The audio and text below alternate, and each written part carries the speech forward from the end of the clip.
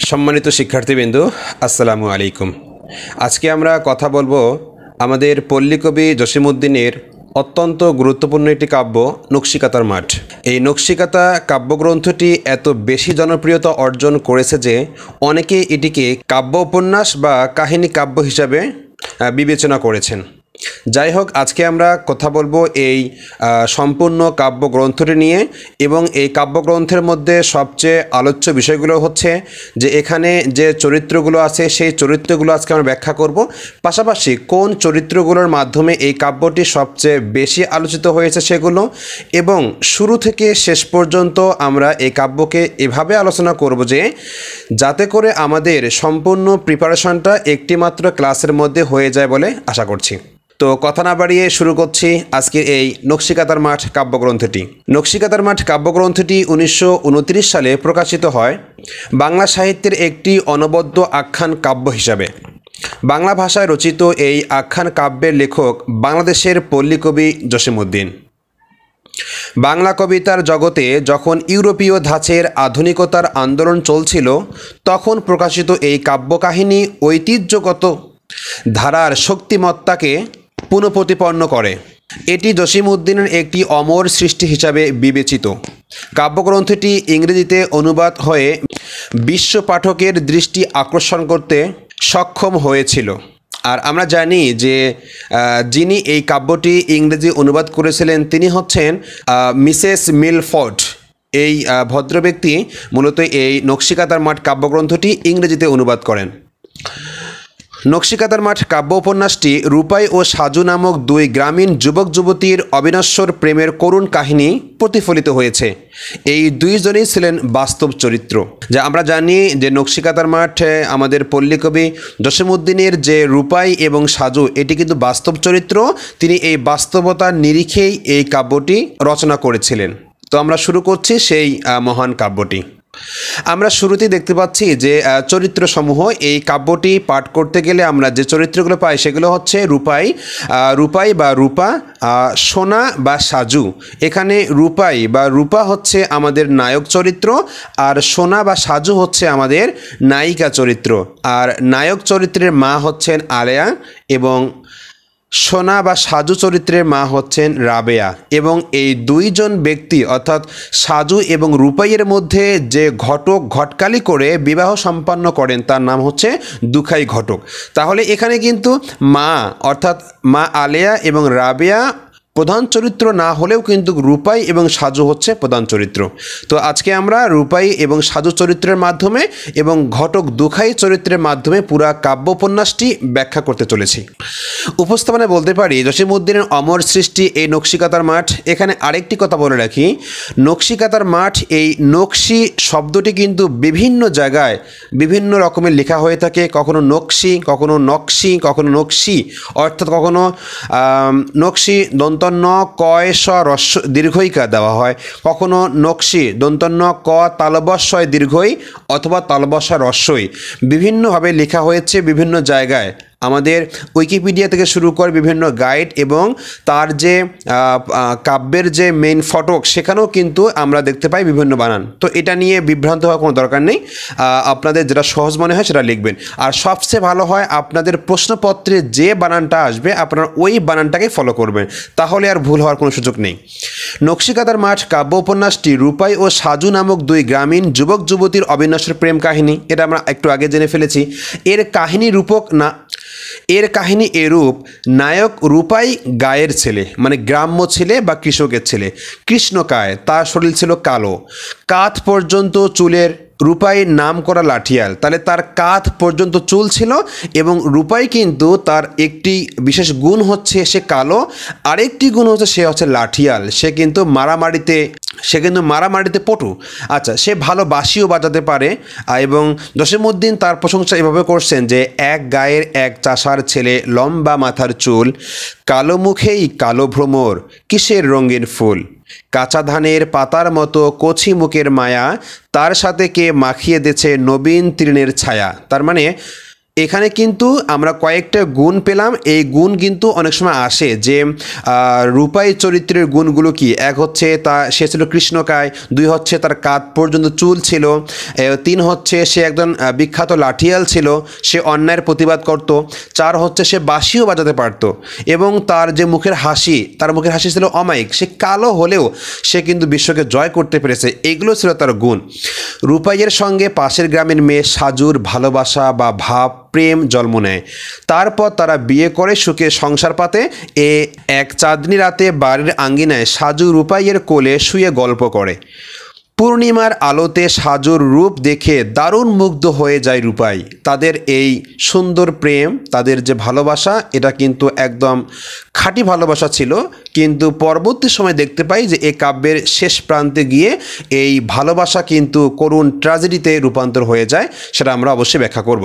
এখন দেখতে পাচ্ছি যে রূপাইয়ের চরিত্র বা রূপাইয়ের পরিচয়। আমরা দেখি যে রূপাই নকশিকাঁথার মাঠ কাব্যের নায়ক রূপাই, সে কৃষকের ছেলে বলেই সে কালো। আচ্ছা, কারণ যারা কৃষি কাজ করে তারা কিন্তু প্রচুর পরিশ্রম করে, এ কারণে রোদে পুড়তে হয়, পানিতে ভিজতে হয়, আর বেশি বেশি কোদাল দিয়ে মাটি খনন করতে হয়, যার কারণে হাতের মধ্যে কচরা পড়ে, হাত ফুলে যায়, শক্ত হয়ে যায়, এবং প্রচণ্ড রোদে পড়ার কারণে তারা আবার কালো হয়ে যায়। এগুলো হচ্ছে কৃষকের ছেলের গুণ। কৃষকের ছেলে বলেই সে কালো। কচি ধানের মতো কোমল ও স্নিগ্ধ তার মুখ, কিন্তু তার মুখের যে আবরণ, তার চেহারার যে স্নিগ্ধতা, এটা ছিল অমায়িক, মানে চেয়ে থাকার মতো। কচি লাউয়ের ডগার মতো তার বাহু দুখান সরু, মানে তার বাহু বলতে তার হাতের যে রূপ, সে তা হাতের রূপ এখানে বর্ণনা দেওয়া হয়েছে। রূপাই হচ্ছে সাজুর প্রেমিক ও এই কাব্যের নায়ক। কবির ভাষায় তিনি বলছেন যে যদিও রূপা নয়কো রূপাই, রূপার চেয়ে দামি, এককালেতে ওরই নামে সব গা হবে নামি। মানে রূপাইয়ের রূপ এত সুন্দর যে সে কিন্তু রূপা না হলে রূপার চেয়েও দামি। কবি বলছে রূপার চেয়েও দামি। এককালেতে একটা সময় আসবে যে সময় এই গ্রাম, এই এলাকাবাসী তার নামেই দামি বা নামি হয়ে যাবে। তিনি আরও বলেন, জনম কালো মরণ কালো, কালো ভুবনময়, চাষিদের ওই কালো ছেলে সব করেছে জয়। তার মানে সে কালো হতে পারে, তার জনম কালো, তার মরণ কালো, ভুবনময় কালো, কিন্তু ওই কালো ছেলেই একদিন কি করেছে, সব কিছুই জয় করে ফেলেছে। রূপের আধার রূপাই প্রেমে পড়ে পাশের গায়ের মেয়ে সাজুর সঙ্গে। রূপা যেন এক অবিচ্ছেদ্য বন্ধনে বাধা পড়ে। সে নিজেই বুঝতে পারে না তার কি হয়েছে। ক্ষেত খামারে মন বসে না, কাজে কর্মে শ্রী নেই, মানে সৌন্দর্য নেই। সে নানা ছল ছুতোয় কত শতবার সাজুর বাড়ি ছুটে যায়। রূপা সাজুকে নিয়ে রটনা শুরু হলে সাজুর মা রূপাকে ভৎসনা করে এবং তাকে বাড়িতে আসতে নিষেধ করে। তো আমরা জানি যে রূপা এবং আমাদের সাজু কিন্তু খালাতো ভাই বোন, তার মানে রূপার মা এবং সাজুর মা তারা বোন ছিলেন। তো এখানে খালা সম্পর্ক। তো এখানে কিন্তু একটা সময় যখন এই দুজনের প্রেমের মধ্যে যে শোরগোল পড়ে যায় পুরা গ্রাম মহল্লা জুড়ে, তখন কিন্তু এখানে একটা বাধা পড়ে, মানে নায়িকার অর্থাৎ সাজুর মায়ের কাছ থেকে এখানে রূপাই কিন্তু একটা বাধা পায়। কি বাধা পায় তিনি বলছেন যে, শোনো বাছা, কই লোকের মুখেতে এমন তেমন শুনি, ঘরে আছে মোর বারন্ত মেয়ে জ্বলন্ত আগুনি, তুমি বাপু আর এ বাড়ি এসো না। তার মানে তিনি বলছেন যে তোমার আচরণে মানুষের মুখে যা তা শোনা যাচ্ছে, আমার মেয়ের নামে কলঙ্ক হয়ে যাচ্ছে, তো তুমি কি করো, তুমি এখানে আর আসো না। কারণ যেহেতু আমার ঘরে একটা বারন্ত মেয়ে, মানে বিয়ে উপযুক্ত একটা মেয়ে আছে, সে জ্বলন্ত আগুনই, মানে সে তার রূপের আগুন দিয়েই কিন্তু যে কোনো পুরুষকে সে ঘায়াল করতে পারে।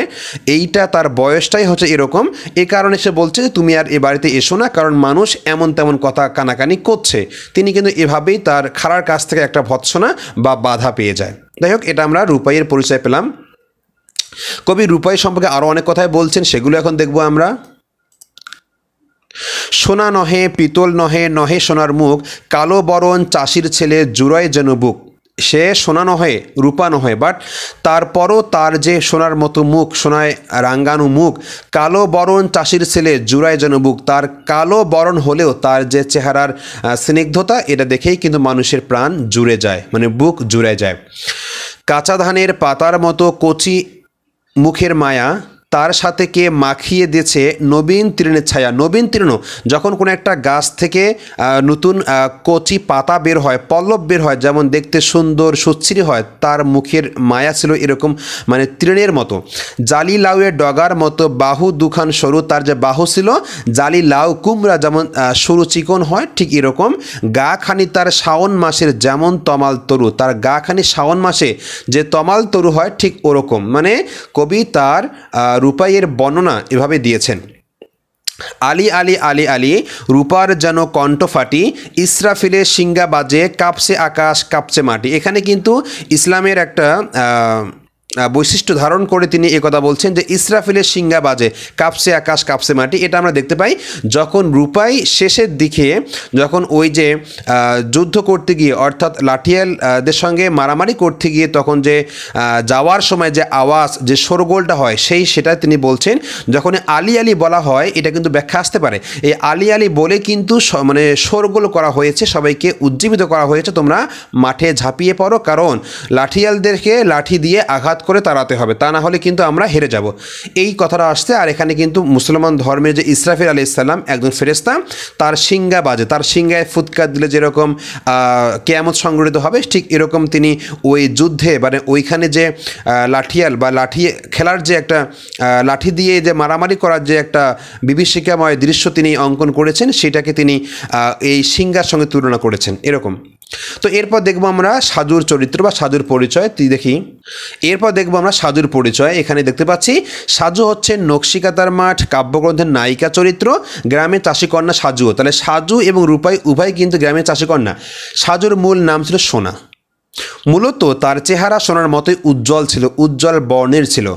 তার মুখখানা রূপে রসে সৌন্দর্যে ঢলঢল করছিল, ফুলের পাপড়ি দিয়েই যেন সাজুর শরীর গঠিত। সাজু রূপাইয়ের প্রেমিকা ও এই কাব্যের নায়িকা। তার মানে এখানে আমরা সাজুর পরিচয় পাওয়ার সঙ্গে সঙ্গে তার যে গুণ ছিল, তার যে চেহারার যে বর্ণনা ছিল, সেটাও আমরা কিন্তু পেয়ে যাচ্ছি। কবি সাজুর শাড়ি পরা রূপের বর্ণনা করতে গিয়ে তিনি বলেন, লাল মোরগের পাখার মতো ওড়ে তাহার শাড়ি। তার মানে সাজু যখন শাড়ি পরে তার এই শাড়ি পরাটা তিনি লাল মোরগের পাখার সঙ্গে তুলনা করেছেন। এটা একটা রূপক, এটা কিন্তু পরীক্ষায় আসে ব্যাখ্যা হিসাবে। তার মতো কেউ কাঁথায় নকশি ফুল তুলতে পারে না। মানে নকশি কাঁথা কেন নামকরণ করা হলো? আমরা যে কাঁথা আমরা গায়ে দেই শীতের সময়, ঠান্ডার সময়, বিভিন্ন শাড়ি লুঙ্গি যেগুলো পুরানা হয়ে যায়, সেই পুরানা শাড়ি লুঙ্গি দিয়ে আমরা যে মোটা করে সেলাই করে কাঁথা সেলাই করি, সেটা হচ্ছে কাঁথা। আর নকশি কাঁথা কেন বলা হচ্ছে? কারণ অনেকেই আমরা দেখি গ্রামগঞ্জে ওই কাঁথার মধ্যে সুই সুতা দিয়ে এত সুন্দর করে ডিজাইন তৈরি করে, কেউ নাম লিখে, কেউ একটা গ্রামের ছবি অঙ্কন করে, কেউ সেখানে স্মৃতি অঙ্কন করে, এভাবে তারা অনেকেই অনেক কিছু অঙ্কন করে। তো নকশি কাঁথা হচ্ছে এখানে আমাদের যে গ্রামের সুখ দুঃখ ভালোবাসা হাসি কান্না, সাজু রূপাইয়ের প্রেমের সূচনা শেষ সমাপ্তি সব কিছুই কিন্তু এখানে দেখতে পাই যে সুই সুতার মাধ্যমে সুন্দর করে গুছিয়ে এটা তোলা হয়, যার কারণে এর নামকরণ করা হয় নকশি কাঁথার মাঠ। এখানে কিন্তু এই নামের ব্যাখ্যাও আসতে পারে, সেক্ষেত্রে আমরা এই ব্যাখ্যাটা দিয়ে দেব। আচ্ছা, এরপরে দেখতেছি যে হাড়ির ওপর সে নানা সুন্দর চিত্র আঁকতে পারে। আমরা দেখি একসময় কিন্তু হাড়িতে কলসিতে কিন্তু মানুষ আলপনা দিয়ে অনেক কিছু আঁকতো, সেটা তিনি বলছেন শিকায় ফুল তুলতে তার জুড়ি নেই। শিকা হচ্ছে গ্রামগঞ্জে এখনও দেখা যায় যে রান্নাঘরের মধ্যে কোনো কিছুকে যখন আমরা বিশেষ করে দুধের পাতিল যখন আমরা বিড়ালের হাত থেকে রক্ষা করার জন্য একটা উঁচু স্থানে বা একটা ঝুলন্ত রশিতে আটকিয়ে রাখি, সেই ঝুলন্ত রশিকে বলা হচ্ছে শিকা। শিকাও সে সুন্দর করে ফুল তুলতে জানতো। আবার বিয়ের গানে ওরই সুরে সবারই সুর কাঁদে, সাজু গায়ের লক্ষ্মী মেয়ে বলে কি লোক সাধে। মানে সে যে গ্রামের লক্ষ্মী মেয়ে, এটাকে মানুষ সাধে এমনি এমনি বলে না, তার অনেক গুণ ছিল, এই গুণের কারণে তাকে কি বলা হতো? লক্ষ্মী মেয়ে বলা হতো। তার মানে এটা প্রশ্ন আসতে পারে সাজুকে কেন লক্ষ্মী মেয়ে বলা হতো? এই গুণগুলোর কারণে তাকে সাজুকে লক্ষ্মী মেয়ে বলা হতো। আচ্ছা, এবং এই যে বিয়ের গানে ওরই সুরে সবারই সুর কাঁদে, তার মানে বিয়ের গানেও সে কিন্তু আনন্দ করতো, উদযাপন করতো, সে গান গাইতে পারতো, এমন তার বিভিন্ন গুণাবলী থাকার কারণেই গ্রামের মানুষ তাকে কি লক্ষ্মী মেয়ে বলে সম্বোধন করেছে। তো এখান থেকে প্রশ্ন আসলে আমরা উত্তর করতে পারবো। কবি তার রূপের বর্ণনা করতে গিয়ে বলেন, মেয়ে তো নয় হলদে পাখির ছা। মানে রূপক অর্থে তার যে নায়িকা চরিত্র এখানে আমাদের সাজু, তাকে বলছে যে হলদে পাখির ছা। এতেই বোঝা যায় যে সাজু কত বড় সুন্দরী ছিলেন। আচ্ছা, এরপরে দেখতে পাই তাকে নিয়ে কবি আরও বলছেন যে পড়শিরা কয় মেয়ে তো নয় হলদে পাখির ছা, ডানা পেলেই পালিয়ে যেত ছেড়ে তাদের গা। তার সৌন্দর্য, তার রূপসী, তার মায়াবতী চেহারা সব কিছু মিলেই মনে হচ্ছে হলদে পাখির ছা। মানে একটা হলদে পাখি যেরকম সুন্দর দেখতে, তার যে কচি কচি ডানা, তার যে কচি কচি পাখা, তার ঠোঁট সুন্দর, তার চোখ সুন্দর, তার গায়ের আবরণ সুন্দর, তার সেই রং সুন্দর, সব কিছুই যেন এখানে কবি দেখতে পাচ্ছেন কার উপরে?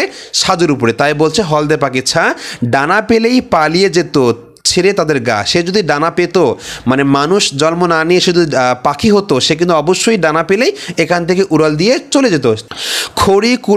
খড়ি কুড়াও সোনার মেয়ে শুকনো গাছের ডাল, শুকনো আমার প্রাণ নিয়ে যাও দিও আখায় জাল।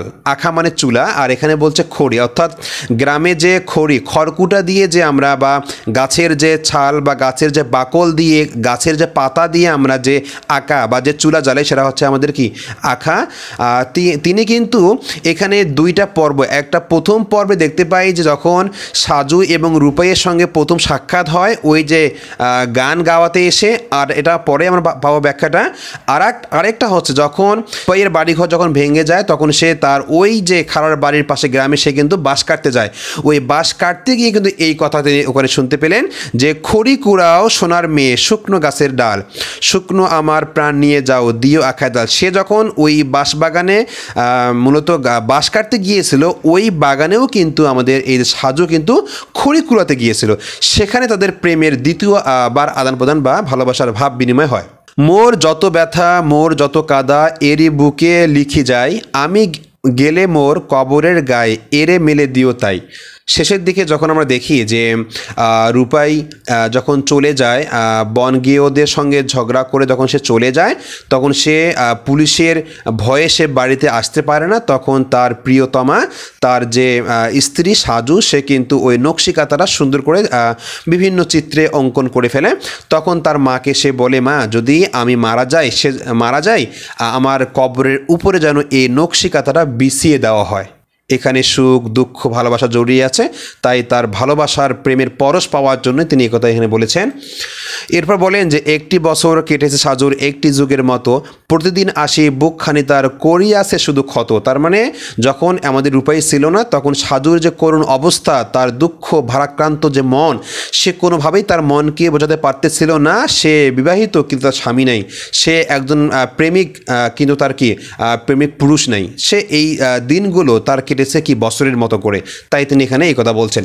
তো এখানে আমরা এতটুকুর মধ্যে সাজু এবং রূপাইয়ের যে ব্যক্তিগত যে এখানে কবির যে উপমা, সেটা আমরা দেখতে পেলাম। এখন আমরা দেখব যে আসলে রূপাই ও সাজুর প্রথম সাক্ষাৎটা কীভাবে হয়েছিল এই কাব্যের মধ্যে বা এই কাব্য উপন্যাসের মধ্যে। একবার ভীষণ খরায় মাঠঘাট শুকিয়ে ফিরে চৌচির। আচ্ছা, তাই পল্লী গ্রামের সংস্কার অনুযায়ী মেয়েরা বৃষ্টির জন্য নানা আচার অনুষ্ঠান করে থাকে। এতে মেয়েরা গান গেয়ে গ্রামের বাড়ি বাড়ি ঘুরে আর চাল ডাল প্রভৃতি সংগ্রহ করে সিন্নি দেয় দরগাতলায়। এমনই এক গানের দল ছিল বদনা বিয়ের গান। তার মানে বদনা বিয়ের গান ব্যাখ্যা আসতে পারে। তো বদনা বিয়ের গান কি? যে যখন আমরা খরার মধ্যে অতিষ্ঠ হয়ে যাই, পানি প্রার্থনার জন্য গ্রাম্য সংস্কৃতিতে যে গান গাওয়া হয় তার নাম হচ্ছে কি বদনা বিয়ের গান। গাইতে গাইতে সাজু রূপাইয়ের বাড়ি চলে যায়। সে জানে না যে এটা রূপাইয়ের বাড়ি, সে কিন্তু সে বাড়িতে চলে যায়। রূপাই তখন ঘর বাঁধতেছিল, পিছন ফিরে দেখে যে 5টি মেয়ে গান করতেছে, তার মধ্যে মাঝের মেয়েটি সবচেয়ে সুন্দরী এবং সে হচ্ছে এই গানের দলের প্রধান নায়িকা। তো তার গান তাকে খুবই চমৎকার লাগে, ভালো লাগে এবং তার রূপে গুণে সে মুগ্ধ হয়ে যায়, সে কিন্তু তার প্রেমে পড়ে যায়। তো তার মা কিন্তু সামান্য কিছু চাল ডাল দিয়ে ওদেরকে বিদায় করে দেয়, কিন্তু পরবর্তীতে আবার এই যে আমাদের রূপাই, সে কিন্তু বাড়ি থেকে বেশি বেশি করে আবার চাল ডাল নিয়ে গিয়ে ওদেরকে মনোরঞ্জন বা ওদের খুশি করতে গিয়ে ওদের হাত ভরে ভরে কি সে কিন্তু এগুলো দিয়ে দেয়। তো সেখানে দেখতে পাচ্ছি এটা হচ্ছে প্রথম সাক্ষাৎ, এখানে এই ঘটনা ঘটে। দ্বিতীয় সাক্ষাৎ আমি একটু আগে বলছি যে বাঁশ কাটতে যে রূপায় মারলো বাঁশে দা, তল দিয়ে যায় কাদের মেয়ে হলদে পাখির ছা। তিনি এখানে বলছেন যে রূপাই এবং সাজুর গ্রামটি ছিল খুবই পাশাপাশি, তাই যে কোনো প্রয়োজনে এ গায়ের লোক ও গায়ে চলে যায়। ঝড় বৃষ্টিতে রূপাইয়ের ঘরের চালা ভেঙে যায়, ঘরের চালা ঠিক করার জন্য বাঁশের প্রয়োজন প্রয়োজন হয় রূপাই বাঁশ আনার জন্য সাজুর বাড়ি যে গ্রামে সেই গ্রামে চলে যায়। সে বাঁশ কাটতে থাকে আর মনের মধ্যে আনন্দে গান গায়। এদিকে সাজু খড়ি কুড়াতে গিয়ে বাঁশ বাগানে আবার দেখা হয়। তো এটা আমরা বুঝতে পারছি যে দ্বিতীয় যে সাক্ষাৎটা এটা কিন্তু আসে যে সাজু এবং রূপাইয়ের প্রথম সাক্ষাৎ কীভাবে হয়েছিল বা দ্বিতীয় সাক্ষাৎ কীভাবে হয়েছিল তার ব্যাখ্যা দাও, আমরা এখান থেকে এটা দিতে পারবো। কাহিনী কাব্য, আসলে কেন আমরা বলছি যে কাহিনী কাব্য? নকশিকাঁথার মাঠ কেউ বলছে কাব্য উপন্যাস, কারণ এই পুরোটাই কাব্য এবং এই কাব্য মানে এই কাব্য পড়লে একটা উপন্যাসের স্বাদ আস্বাদন করা যায় বা সুখ অনুভব করা যায়, এই কারণে কেউ বলছে এরা কাব্য উপন্যাস। আবার কেউ বলছে কাহিনী কাব্য। কেন কাহিনী কাব্য বলা হচ্ছে? যে জসীমউদ্দিনের শ্রেষ্ঠ কাহিনী কাব্য নকশিকাঁথার মাঠ রূপাই ও সাজু নামক দুই গ্রামীণ যুবক যুবতীর প্রেম কাহিনী নিয়ে এই কাব্যটি রচিত। এই কাব্য পড়ে একই সাথে কবিতা ও গল্পের স্বাদ পাওয়া যায়। তার মানে এটা এমন একটি কাব্য যে কবিতা এবং গল্পের স্বাদ একসাথে পাওয়া যায়। আচ্ছা, এতে করে এ কাব্যে একঘেয়েমি দেখা দেয়নি এবং শেষ পর্যন্ত পাঠ করলে আগ্রহ জাগিয়ে রাখতে সক্ষম হয়। এখানে 14টি পর্ব আছে, সেই 14টি পর্বের মধ্যে তিনি কিন্তু এই পুরো কাব্যটি ভাগ করেছেন। প্রতিটি পর্বের মধ্যে আবার গান আছে, সেই আঞ্চলিক গানগুলো সুরে রচিত। একটি কৃষি কেন্দ্রিক সমাজ ব্যবস্থা, চিত্র অঙ্কন এবং গ্রামীণ প্রেমের আবেদনটি ফুটিয়ে তুলতে নকশিকাঁথার যথার্থ উপযোগী হয়েছে বলে তিনি মনে করেন। তো এখানে আমরা দেখতে পাচ্ছি যে যুবক যুবতীর প্রেম, বিরহ, বিষাদময় পরিণতির চিত্র তুলে ধরা হয়েছে যুবক রূপাই আর কি যুবতী সাজুর মধ্যে। তো এটাই হচ্ছে আমাদের প্রেম কাহিনী বা কাহিনী কাব্য। এই কারণে বলা হচ্ছে এটা কিন্তু মাথায় রাখতে হবে, এই কাব্য পাঠ করলে গল্পেরও স্বাদ পাওয়া যাচ্ছে, আবার কি কাব্যর স্বাদ পাওয়া যাচ্ছে। কেউ কেউ বলছেন কি কাব্য উপন্যাস, আবার উপন্যাসের স্বাদ পাওয়া যায়। সব কিছু এখানে আমরা একসঙ্গে পাচ্ছি, এই কারণে বলা হচ্ছে কাহিনী কাব্য। এরপরে আমরা দেখতে পাচ্ছি যে প্রতিটি দৃশ্যপটে পল্লী জীবনের ছবি অঙ্কিত হয়েছে। কিভাবে? ওগার বধূ ঘট ভরিতে যে ঢেউ জলে লাগে, কখনো কখনো দোলা তাহার এ গায়ে এসে লাগে। তাহলে দুই গ্রামের মধ্যে যে আদান প্রদান ভাব বিনিময়, যখন এ গায়ের বধূরা বা স্ত্রীরা ওই নদীতে গিয়ে ঘট মানে কলস ভরার জন্য, পানি তোলার জন্য কলস ভরে, এই যে জলে যে ঢেউ লাগে সেই ঢেউটা কখনো আবার এ গায়ে এসে লাগে। তার মানে এত কাছাকাছি দুই গা বা গ্রাম ছিল। আবার এখানে বলছে যে মাঠের রাখাল বেদনা তাহার, আমরা কি অত বুঝি, মিশেই মোদের সুখ দুঃখ দিয়ে তার সুখ দুঃখ খুঁজি। এখানে বলা হচ্ছে যে নকশিকাঁথার মাঠ একটি সুসম্পন্ন পল্লী জীবন ভাষ্যরূপের কাহিনীতে পরিলাপ করেছে, যার বলা হচ্ছে যে 14টি প্লটে ভাগ করা হয়েছে। এটা এখানে আমরা নাটকের যে অংশতা পাচ্ছি, নাটকীয়তা পাচ্ছি। কাব্যাংশের বর্ণনায় নাটকীয়তা স্থাপন সৃষ্টিতে মনোযোগ দিয়েছেন জসীমউদ্দিন। তার ধ্যান চিন্তায় ও প্রকাশে পল্লী পরিবেশকে পূর্ণ মর্যাদা দিয়েছেন। এ কারণে কিন্তু তাকে বলা হচ্ছে পল্লী কবি। দেখুন, পল্লীকে নিয়ে অনেক কবি কবিতা লিখেছে, উপন্যাস লিখেছে, গান গল্প লিখেছে, কিন্তু অন্যান্য কবির যে উপন্যাস, গান, কবিতা, লেখনী এগুলো কিন্তু অনেকটা যে ট্রেনে ভ্রমণ করার সময় জানালা দিয়ে যতটুকু আমরা আস্বাদন করতে পারি ঠিক অতটুকু। কিন্তু জসীমউদ্দিন তার কাব্য, তার রচনার মধ্যে যেটা করছে সেটা একদম নিখাত পল্লী, পুরা পল্লী, মানে একদম খোলামেলা পল্লী। তাহলে কোথায় জানালা দিয়ে তাকানো দৃশ্য পল্লী আর কোথায় পূর্ণাঙ্গ পল্লী, এটাই পার্থক্য। আর এই কারণে বলা হচ্ছে পল্লী কবি জসীমউদ্দিন। নামকরণ সার্থকতা, কারণ যেহেতু আমরা বুঝতে পারছি যে এই নকশিকাঁথা এখানে বিভিন্ন সুই সুতার মাধ্যমে একটা নকশা করে করে করে মূলত একটা ভাব বিনিময় তৈরি করা হয়েছে। সুখ দুঃখ, হাসি কান্না, বেদনা, ভালোবাসা সব কিছু ফুটিয়ে তোলা হয়েছে। এই কারণেই মূলত এর নামকরণ বলতে পারি নকশিকাঁথার মাঠ সার্থকতা হয়েছে বা যথার্থ হয়েছে এটা বলতেই পারি, কিন্তু আমরা আমাদের কথার মাধ্যমে এটা প্রমাণিত হয়েছে। দুখাই এর পরিচয়। দুখাই হচ্ছে আমরা একটু আগে বলছি আমাদের যে রূপা এবং সাজুর যে প্রেমের যে আদান প্রদান হয়ে যায় তখন যার মাধ্যমে বিয়েটা মূলত সংগঠিত হয় সেই দুখাই এর পরিচয়। দুখাই এখানে ঘটক, আমরা জানি যে দুখাই হচ্ছে এখানে ঘটক চরিত্র। সম্পদের বর্ণনা দেখুন, যখন এই দুখাই ঘটক মূলত বিয়ের প্রস্তাব নিয়ে মেয়ের বাড়িতে যায় তখন কিন্তু সে বলছিল 10 খন্দা জমির উপর 3টি গরুর হালে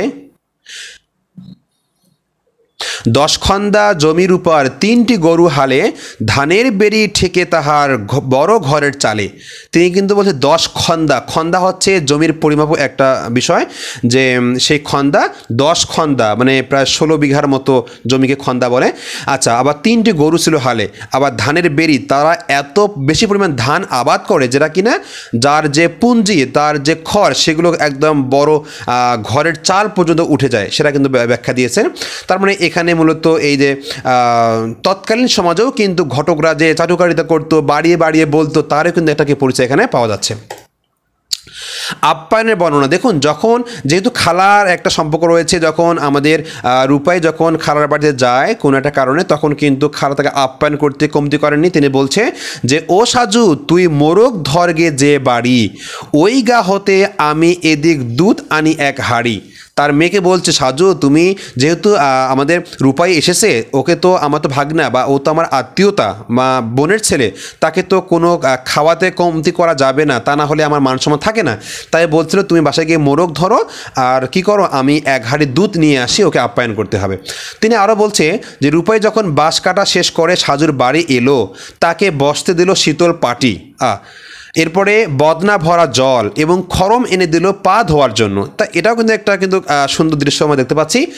আর এদিকে মনের মতো রান্না করে রূপাইকে খাওয়ানো হয়েছিল। তার মানে এই চিত্রটা তিনি বর্ণনা করছে এভাবে, খেতে খেতে রূপাই কেবল খালার তারিফ করে, তারিফ মানে প্রশংসা করা, যখন খাচ্ছিল সে খালারই প্রশংসা করতেছিল, কারণ তিনি জানে যে এই খাদ্যগুলো খালা রান্না করছে। অনেক দিন এমন ছালুন খাই ন কারো ঘরে, মানে এরকম ছালুন মানে তরকারি কোনো মানে কারো ঘরে খায়নি, এত সুস্বাদু বা স্বাদযুক্ত খাদ্য বা ছালুন বা তরকারি। খালায় বলে, আমি তো নয় রেধেছে তোর বোন। খালা উত্তর করতেছে যে তুমি যে আমাকে প্রশংসা করতেছো, আমাকে প্রশংসা করিও না, কারণ আমি রাঁধিনি। লাজে সাজুর ইচ্ছা করে লুকাই আঁচল কোণে। সে যখন এ কথা বলে, তার মা যখন বলে যে সাজু রান্না করছে, তখন সে লজ্জাবতী হয়ে গেছে, তার আসল সে কোণায় লুকাচ্ছিল। এমনই নানা কথায় রূপার আহার হলো সারা। এই কথাগুলো বলতে বলতে ওদের আহার মানে খাদ্য খাওয়া হয়ে গেল। সন্ধ্যাবেলায় চললো ঘরে মাথায় বাঁশের ভাড়া, সে যা বাঁশ কেটেছিল সেগুলো নিয়ে কি সে ঘরে ফিরতে চললো। এভাবেই কিন্তু দেখতে পাচ্ছি যে আপ্যায়নের একটা বর্ণনা সুন্দর করে কবি এখানে দিয়েছেন। রূপাই সাজুর শেষ পরিণতি, এটা খুবই গুরুত্বপূর্ণ। দেখুন যে রূপাইয়ের প্রতি সাজুর গভীর অনুরাগেই তার চরিত্রের ট্র্যাজেডির তরঙ্গ ঘনীভূত হয়। রূপাই এর গৃহত্যাগ সাজুর হৃদয়ের গভীর ক্ষতি সৃষ্টি করে। সাজুর বৃদ্ধ মা সাজুর দুঃখের একমাত্র সাথী, সময় কাটানোর জন্য সাজু তার নকশিকাতাটি নিয়ে বসে, মানে সে নকশিকাতা নিয়েই সবসময় সময় কাটানোর চেষ্টা করে। এ কাঁথাতেই সে বহু বছর ধরে ঘরের কাছের মাটির ছবি নকশি সুতোয় বুনট করেছিল। সাজুর মৃত্যুর পরে তার মা নকশিকাতাটি কবরের উপরে বিছিয়ে দেয়। সাজুর মৃত্যুর পর বহুদিন কেটে যায়, রূপার কথাও গ্রামের লোক ভুলে যায়। তারপর এক সকালে দ্বন্দ্বের এই অবসানটা ঘটে, যে আসলে শেষ পরিণতি কী হয়েছিল সাজু এবং রূপাইয়ের। এখানে দেখতে পাচ্ছি বহুদিন পরে গায়ের লোকেরা গভীর রাতের কালে, অনেক দিন যখন চলে যায় তখন গায়ের লোকেরা দেখতে পায় রাতবেলায় শুনিল কে যেন বাজাইছে বাঁশি বেদনার তালে তালে, মানে মানুষ শুনতে পাচ্ছে কেউ যেন বাঁশি বাজাচ্ছে বেদনার তালে তালে। প্রভাতে সকলে আসিয়া দেখিল সেই কবরের গায়ে, সকালবেলা মানে প্রভাতে এসে দেখে যে ওই কবরের গায়ে রোগ পাণ্ডুর একটি বিদেশি মরিয়া রয়েছে, মানে রোগে আক্রান্ত একজন বিদেশি মানে অচেনা মানুষ এখানে পড়ে রয়েছে। সারা গায়ে তার জরায়ে রয়েছে সেই নকশিকাতা। সে দেখতে পাচ্ছে যে ওই নকশিকাতারা যেটা তার মা সাজুর কবরের উপরে দিয়েছিল, সেই নকশিকাতা সে কী করছে, জড়িয়ে রয়েছে। আজও গার লোকে বাঁশি বাজায়া গায় এ করুণ গাথা, গাথা মানে কবিতা বা গল্প। তার মানে আজও সেই দৃশ্য আমরা কিন্তু বুঝতে আমাদের বাকি রইল না যে রূপাই কিন্তু শেষ পর্যন্ত সেখানে চলে এসেছিল। সে এই দ্বন্দ্বের যে অবসান এখানে আমরা দেখতে পাচ্ছি। তো এটাই ছিল শেষ পরিণতি। তারপরে আমরা দেখতে পাচ্ছি কি যে উপসংহারে বুঝতে পারছি যে রূপাই ও সাজু নামক দুই গ্রামের যুবক যুবতী প্রেম কাহিনী এই বিষয়বস্তু। নায়ক রূপাই গায়ের ছেলে কৃষ্ণকায়, কাঁধ পর্যন্ত চুল এবং প্রসিদ্ধ লাঠিয়াল। রূপাইয়ের সঙ্গে সাজুর ভালোবাসার সম্পর্ক এবং তারা বিয়ে করে সংসার শুরু করে। একদিন খবর আসে বন গিয়ে ওরা তাদের খাজনা চরের পাকা ধান কিনে নিয়ে যাচ্ছে। এই যে খাজনা চরের যে পাকা ধান কিনে নিয়ে যাচ্ছে, এখানেই কিন্তু রূপাইয়ের যে মানে সাজু রূপাইয়ের যে ব্যবধানটা মানে পার্থক্যটা মানে শুরু হয় এই খাজনা চরের যে পাকা ধান কিনে নিয়ে যাচ্ছে। তখন বনগৃহদের সাথে লড়াই করে খুনের আসামি হয়ে ফেরারি হয় রূপাই। সাজু রূপাইয়ের সাথে প্রথম দৃষ্টি বিনিময় থেকে শুরু করে রূপাইয়ের চলে যাওয়ার রাত পর্যন্ত সমস্ত অতীত স্মৃতির সুই সুতা দিয়ে কাঁথার উপর ফুটিয়ে তুলতে তার আর রূপাই আসার অপেক্ষা করে। শেষে একদিন আশা হারিয়ে মাকে বলে, আমি মরে গেলে আমার কবরের উপর কাঁথাটি বিছিয়ে দিও। বহুদিন পর গায়ের লোকেরা গভীর রাতে বেদনার্থ এক বাঁশির সুর শুনতে পায়, আর ভোরে দেখে সাজুর কবরের পাশে এক ভিনদেশী লোক মরে পড়ে আছে। নকশি কাঁথার মাঠকে বলা হয় আবহমান বাংলার দর্পণ। এতে পল্লী জীবনের সুখ দুঃখ, হাসি কান্না, প্রেম বিরহ, ঝগড়া বিবাদ ইত্যাদি জীবন্ত হয়ে উঠেছে। এটি পড়ে পাঠক একই সাথে কবিতা ও গল্প পড়ার স্বাদ পায়। তাই কেউ কেউ একে কাব্য উপন্যাস বলে অভিহিত করেছেন।